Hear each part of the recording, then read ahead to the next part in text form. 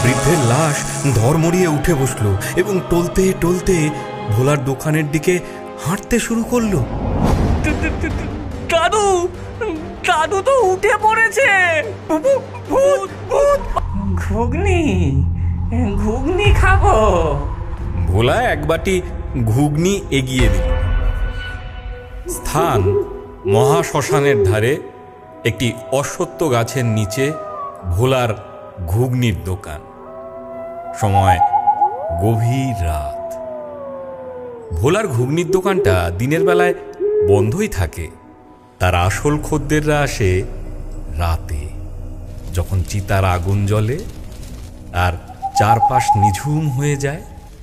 এই দেখুন, আজও তার খরিদ্দার হাজির, একজন লম্বা ছায়ামূর্তি পেতনি। তার নাম ছায়ামাসি, আর তার পাশেই বসে আছে বিশাল মুন্ডহীন ভূত কবন্ধ। কি গন্ধ তোর ঘুগনির, ভোলা! এই গন্ধটা না পেলে তো আমাদের আত্মার শান্তিই হয় না। মনে হয় যেন মরণের সব কষ্ট দূর হয়ে গেল। ঘ্রাণম, পরম ঘ্রাণম। ভোলা, তোর ঘুগনির কি ঘ্রাণ! আমার নাসিকা না থাকলেও সর্বাঙ্গে আমি এই ঘুগনির ঘ্রাণ অনুভব করছি। আরো আরো এক বাটি দে। দিচ্ছি দাদা, দিচ্ছি। তোমাদের ভালো লাগলেই আমার শান্তি। ভোলা কোনো সাধারণ ঘুগনি বিক্রেতা নয়। তার ঘুগনিতে এমন কোন জাদু আছে যা শুধু জীবিত নয়, মৃতদেরও আকর্ষণ করে। আর তার এই অদ্ভুত খদ্দেররাই তার দোকানের রক্ষক। বলরি হরি বল, বলরি হরি বল, বলরি হরি বল, বলরি হরি বল, বলরি হরি বল, বলরি হরি বল।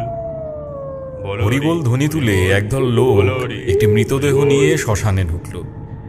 নিয়ম মতো তারা চিতার পাশে খাটিয়াটা নামিয়ে রেখে সৎকারের প্রস্তুতি নিতে লাগল।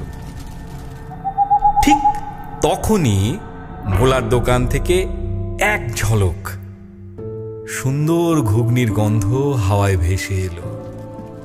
খাটিয়ায় শোয়ানো বৃদ্ধের লাশটা হঠাৎ নড়ে উঠল।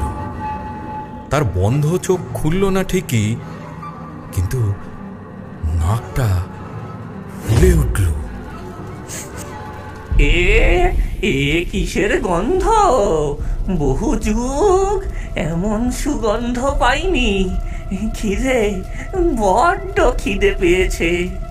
পরের মুহূর্তে এক ভয়ঙ্কর অথচ অদ্ভুত একটা ঘটনা ঘটল। বৃদ্ধের লাশ ধড়মড়িয়ে উঠে বসলো এবং টলতে টলতে ভোলার দোকানের